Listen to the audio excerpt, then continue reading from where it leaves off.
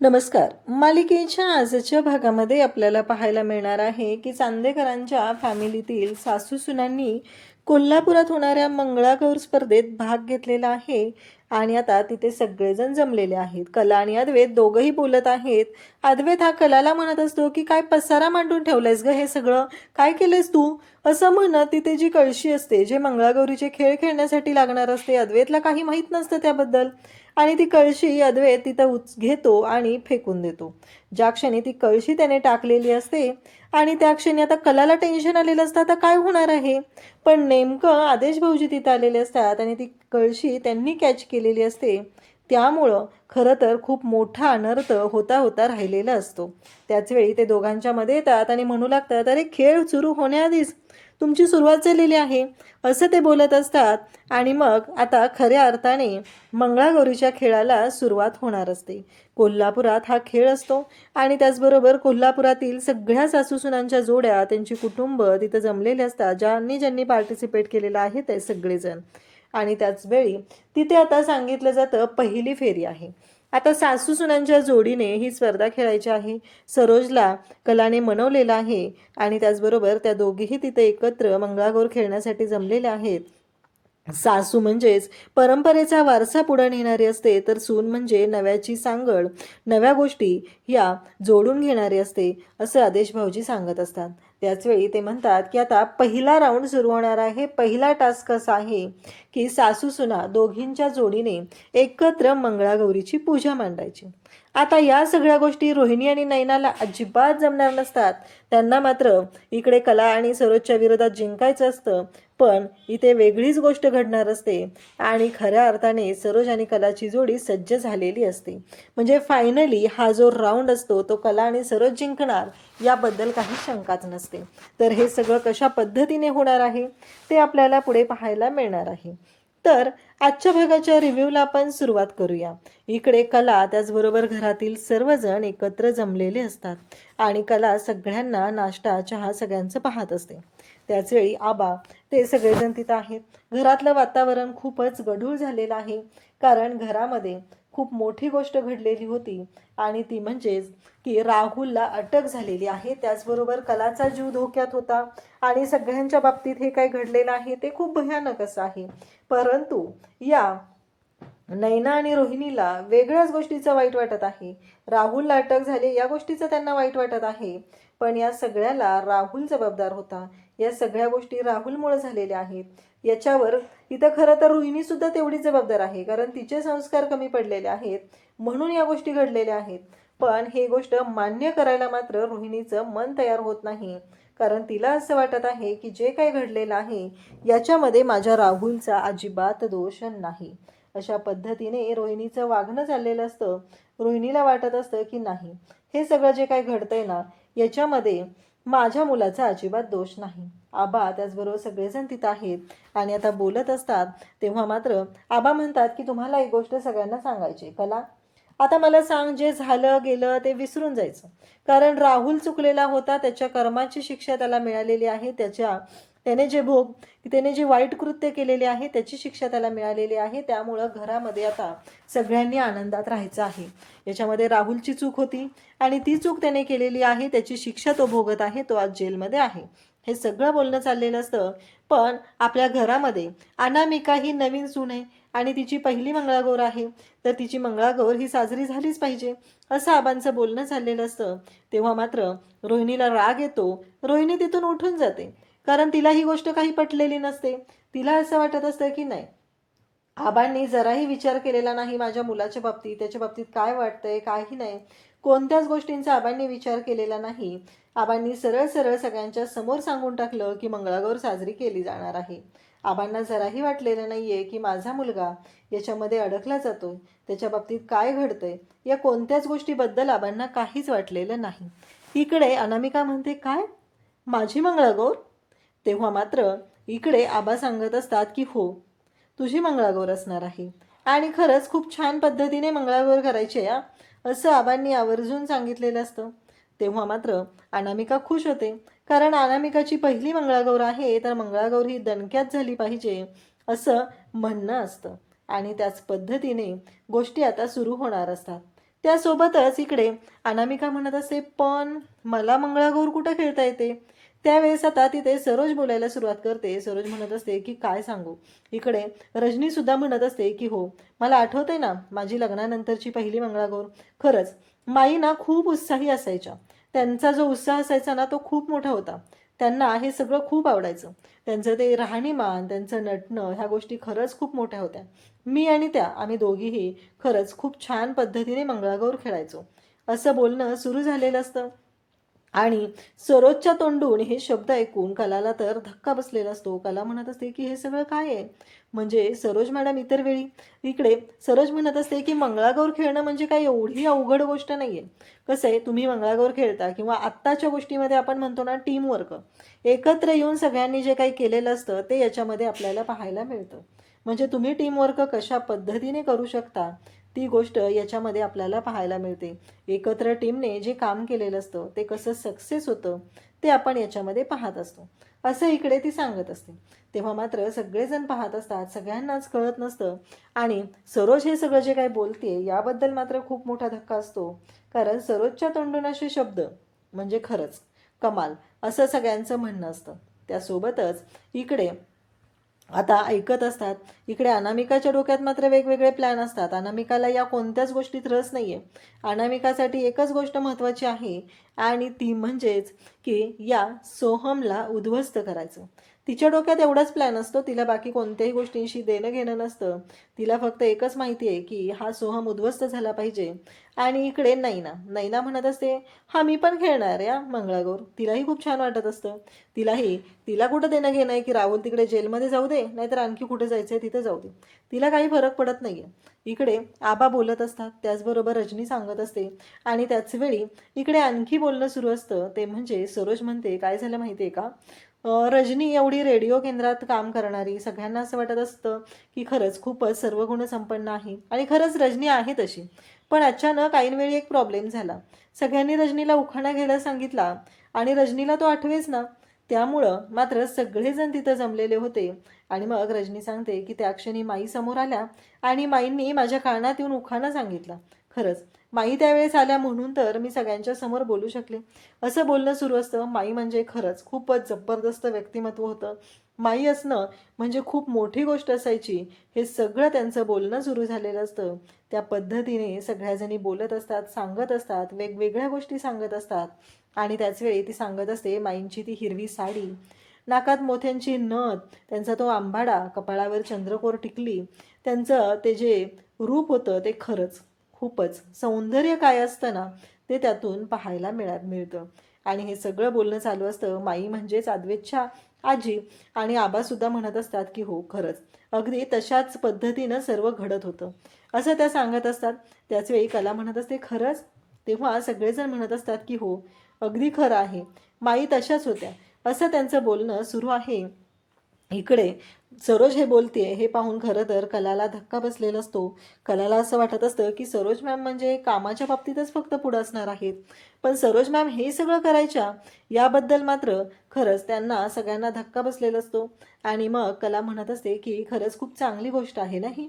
म्हणजे सरोज मॅम हे पण यात आत्ता मला कळतंय की चांदेकर त्याच्या फॅमिलीच्या बाबतीत एवढा पॉझिटिव्ह का आहे. कारण जेव्हा फॅमिलीचा विषय येतो तेव्हा सरोज मॅम जशा पॉझिटिव्ह झालेल्या आहेत तसाच चांदेकर सुद्धा पॉझिटिव्ह असतो, ही गोष्ट कलाच्या लक्षात आलेली असते. त्यासोबतच तेवढ्यातच आबा पेपर पाहतात आणि म्हणत असतात की आत्ताच आपण मंगळागौरीचा विषय काढला आणि हे बघा अख्ख्या कोल्हापुरात मंगळागौरीची स्पर्धा होणार आहे. अगं रजनी बघ, कला बघ. कला म्हणते काय, सासूसून मंगळागौर स्पर्धा. कलाला सुद्धा खूप छान वाटलेलं असतं. रजनी म्हणत असते खरंच.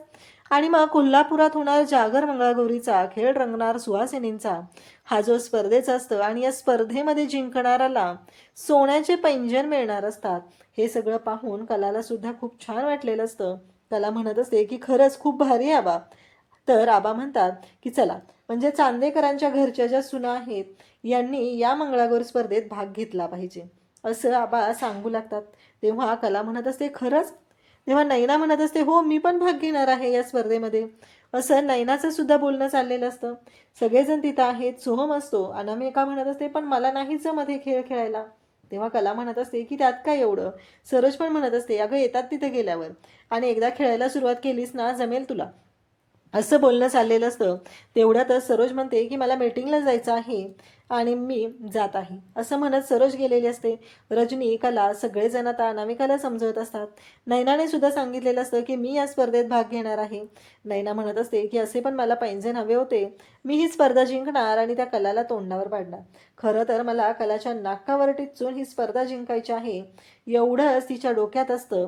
म्हणजे ती स्पर्धा काय आहे, आता घरातलं वातावरण काय आहे, ह्या गोष्टी तिच्या अजिबात लक्षात नसतात.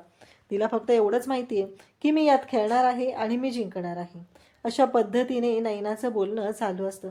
त्यासोबतच नैना ज्या पद्धतीने बोलत असते ते पाहून आबांना तर बरं वाटलेलं असतं. आबा म्हणतात की चला, म्हणजे हिच्या तरी डोक्यात अजून काही रागराग नाही आहे ना, ही चांगली गोष्ट आहे, असं आबांचं चाललेलं असतं.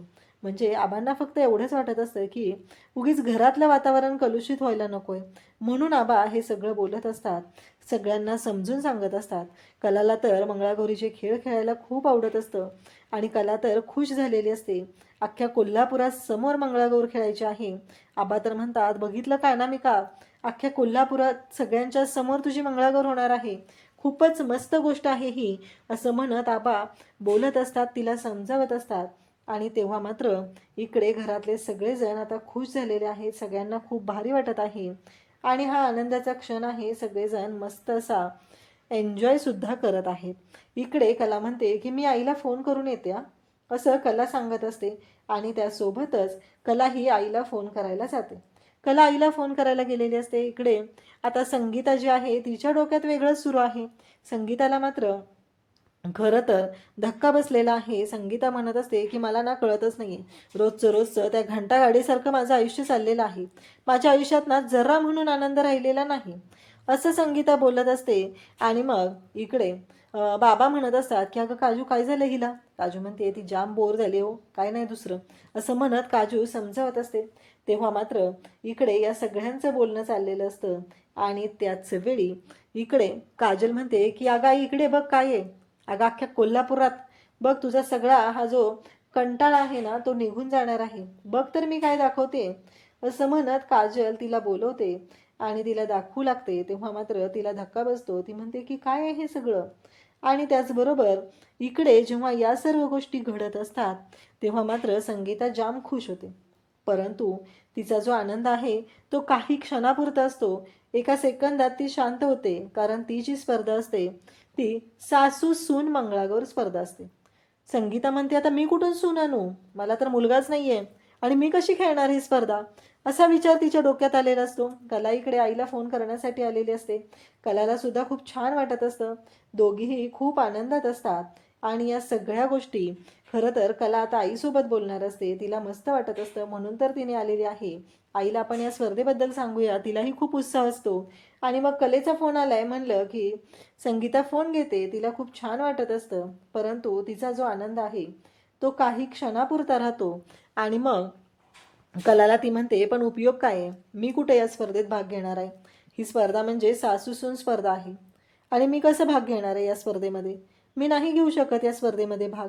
आणि हे सगळं जेव्हा घडलेलं असतं तेव्हा मात्र कला म्हणत असते मग तू काजलला पाठव, काजल येईल तिथं आमच्यासोबत मदतीला. तेव्हा ती म्हणते की हो, मी पाठवते काजूला तुझ्याकडे आणि मग काजू असेल तुमच्याबरोबर, असं बोलणं असतं. संगीताला मात्र वाईट वाटलेलं असतं. तेव्हा ती म्हणत असते की असं कसं असेल, कारण या सगळ्या गोष्टी अशा पद्धतीने होतील असं कोणालाच वाटलेलं नव्हतं.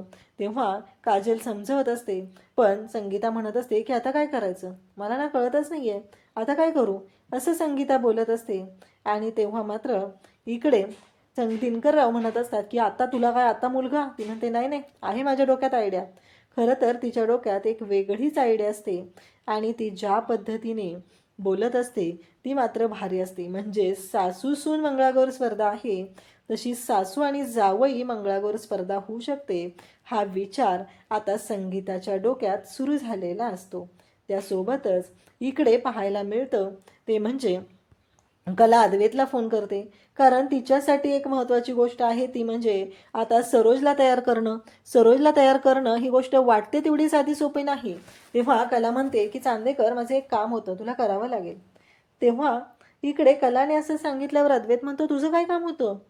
तेव्हा मात्र म्हणल्यावर अद्वैतला ती म्हणत असते की सरोज मॅडमला ना तयार करायचंय या स्पर्धेसाठी, मला मंगळागौर स्पर्धेत भाग घ्यायचा आहे.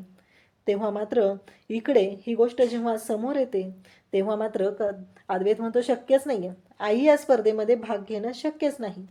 तेव्हा मात्र अद्वैत म्हणत असतो की नाही. तेव्हा कला म्हणते की प्लीज ऐक ना एकदा चांदेकर, मी काय म्हणते ते तरी ऐक. असं बोलणं चाललेलं असतं, परंतु इकडे ऐकायला मात्र अद्वैत तयार नसतो. अद्वैत म्हणत असतो की शक्यच नाही.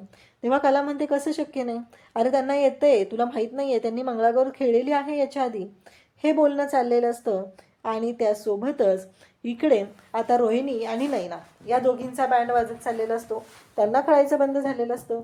त्या दोघीजणी म्हणत असतात की नाही. नैना तिथे आलेली असते आणि सगळेजण मंगळागौरच्या स्पर्धेत भाग घेणारे मंगळागौर होणार आहे. तेव्हा मात्र इकडे रोहिणीला राग आलेला असतो. रोहिणी म्हणत असते काय, तिथे माझा राहुल जेलमध्ये आणि यांना मंगळागौरीचं पडलेलं आहे. तेव्हा रोहिणी म्हणत असते की आता मी सोडणार नाही. तेव्हा नैना म्हणते हीच आपल्याला आयती संधी मिळाली आहे त्या कलाला उद्ध्वस्त करायची, तिला हरवायची, आणि तीही अख्ख्या कोल्हापुरासमोर. आपण अख्ख्या कोल्हापुरासमोर तिला हरवूया, आपली जोडी आहे ना, दाखवूया आपण काय करू शकतो. असं त्या दोघींचं बोलणं चाललेलं असतं. रोहिणी म्हणत असते काय, असं म्हणतेस का, ठीक आहे मग आपण घेऊया दोघी या स्पर्धेत भाग, असं रोहिणी तिला सांगत असते. तेव्हा मात्र ती म्हणते की हो चालेल, आपण दोघी त्या स्पर्धेत भाग घ्यायचा आणि त्यांना हरवून दाखवायचं आहे, असा प्लॅन या दोघींनी केलेला असतो. पण इकडे रोहिणी मात्र वेगळाच विचार करत असते. रोहिणी म्हणत असते की असले छोटे छोटे प्लॅन तू करत जा, मी त्या कला खरेची ही शेवटची मंगळागौर ठरवणार आहे.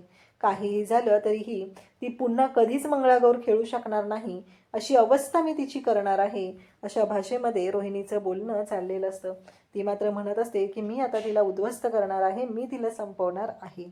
आता इकडे कला सरोजकडे आलेली असते. कलाला काही करून सरोजकडून परवानगी हवी असते, कारण मंगळागौर स्पर्धा खेळायची आहे आणि जर सरोज नसेल तर काहीच उपयोग नाही आहे. कला या स्पर्धेमध्ये भाग घेऊ शकणार नाही. आणि मग सरोजकडे ती येते. सरोज म्हणते की अगं मी अंजूला कॉफी आणायला सांगितली होती, तू का घेऊन आलीस. तेव्हा कला म्हणते की हो अंजूच येणार होते, पण मी म्हटलं की मी घेऊन जावं म्हणून मी आणलेली आहे. तेव्हा सरोज म्हणते काय झालं, काही बोलायचं आहे का. तेव्हा कला सांगत असते की हो मला तुमच्याशी थोडंसं बोलायचं आहे. तेव्हा सरोज म्हणते हां बोल ना, काय झालं, काय बोलायचं आहे. तेव्हा कला बोलायला सुरुवात करते. कला म्हणत असते की कोल्हापुरात ना मंगळागौर स्पर्धा होणार आहे, मला असं वाटतंय की आपण त्या मंगळागौर स्पर्धेत भाग घ्यावा. सरोज ती मंगळागौर स्पर्धेचं पॅम्पलेट बघते. तेव्हा कलाला म्हणू लागते की काय चाललंय हे, नाही मला नाही जमणार आहे, मला वेळ नाही आहे हे सगळं करायला. तेव्हा कला म्हणते की तुम्ही मगाशी सांगितलं ना माई आजी आणि तुम्ही दोघीजणी मिळून मंगळागौर खेळायचा, तुम्हाला येते ना मंगळागौर खेळता. तेव्हा सरोज म्हणते की त्यावेळची गोष्ट वेगळी होती आणि मागच्या वर्षी तुझी मंगळागौर होती म्हणून मी या मंगळागौर खेळण्याचा तिथे अट्टहास केला होता, पण आता नाही, आता नाही जमणार आहे मला.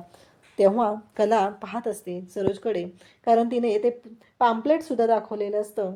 त्यासोबतच या सगळ्या गोष्टी घडलेल्या असतात आणि त्यामुळं आता सगळ्यांच्या समोर आलेलं असतं. त्यानंतर इकडे पाहायला मिळतं ते म्हणजे खूप भयानक अशी गोष्ट असते. आता काय करायचं, या स्पर्धेमध्ये जर सरोजच तयार झाली नाही तर आपण काय करणार आहोत, हा मोठा प्रश्न उभा राहिलेला असतो. आणि तेव्हा मात्र इकडे आता कला अद्वैत हे दोघं जण कशा पद्धतीने मंगळागौरीचे खेळ खेळणार हे आपल्याला पाहायला मिळणार असतं. तर उद्याच्या भागामध्ये आपण पाहणार आहोत की कला आणि अद्वैत म्हणजे सरोजला फायनली 10 मिनिटाचं चॅलेंज कलाने घेतलेलं असतं. त्या चॅलेंजमध्ये तिने सरोजला तयार केलेलं आहे आणि सरोज आणि कला या दोघींची जोडी या मंगळागौर स्पर्धेसाठी सज्ज झालेली आहे. आणि परंतु एक मोठी गोष्ट आहे आता ती म्हणजे अद्वैत नाही, अद्वैतच्या अगदी नाकावर टिचून म्हटलं तरी काही हरकत नाही आहे. कलाने सरोजला या मंगळागौर स्पर्धेसाठी तयार केलेलं असतं आणि कला आणि सरोज या दोघींनीही या मंगळागौर स्पर्धेत भाग घेतलेला असतो. त्यासोबतच इकडे पाहायला मिळतं ते म्हणजे अद्वैत आणि कला या दोघांची आता तिथंही भांडणं सुरू झालेली असतात. ते दोघं तिथंही भांडत असतात. आणि त्याचबरोबर इकडे अद्वैत तिला म्हणत असतो काय हा सगळा पसारा मांडून ठेवलायस तू. तेव्हा कला म्हणत असते की काय झालं चांदेकर. तेव्हा मात्र अद्वैत म्हणत असतो की हे सगळं काय आहे. तेव्हा कला म्हणते काय आहे हे सगळं. अद्वैतला मात्र भांडायचंच असतं, त्यामुळं त्याचा हा सगळं चाललेलं असतं. तेव्हा तो मग ती कळशी उचलतो. अद्वैतला कुठं माहिती आहे की ती कळशी जी आहे ती मंगळागौरीचे खेळ खेळण्यासाठी लागते आणि तो तिला म्हणत असतो की हा पसारा आहे असं म्हणत त्याने ती कळशी उचललेली असते आणि ती कळशी फेकून देतो. आता काय होणार, ती कळशी कोणाच्या तरी डोक्यात पडणार की काय, या टेन्शनने कलाला खरं तर सुचायचं बंद झालेलं असतं. नेमके आदेश भाऊजी तिथे येतात आणि ती कळशी कॅच करतात. तेव्हा ते म्हणू लागतात की खरंच म्हणजे अजून खेळ सुरू व्हायचा आहे, त्याआधी तुमच्या दोघांची सुरुवात झालेली आहे असं म्हणत त्यांनी ती कळशी कॅच केलेली आहे आणि मग आदेश भाऊजी आता खेळाची सुरुवात करत आहे. आज हा मंगळागौरीचाच खेळ होणार आहे सासू सुनांच्या जोडीमध्ये आणि सगळ्या स्पर्धकांनी भाग घेतलेला आहे, त्यांचं स्वागत केलं जातं आणि खऱ्या अर्थाने हा खेळ सुरू होतो. तेव्हा ते सांगत असतात की सासू म्हणजे काय, परंपरा जपणारी, सगळ्या गोष्टी सांभाळून घेणारी, आणि सून म्हणजे काय, नव्याची सांगड परंपरेबरोबर घालत संसार करणारी. या सगळ्या गोष्टी ते सांगत असतात आणि मग खेळाला सुरुवात होते.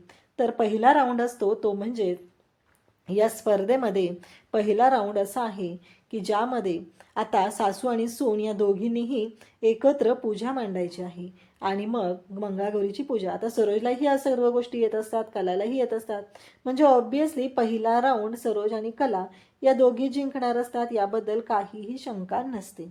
आता मात्र रोहिणी आणि त्याचबरोबर नैना या दोघींच्या कशा शिट्ट्या वाजणार ते आपल्याला पाहायला मिळणार आहे. अशाच अपडेटसाठी चॅनलशी कनेक्ट राहा. थँक्यू.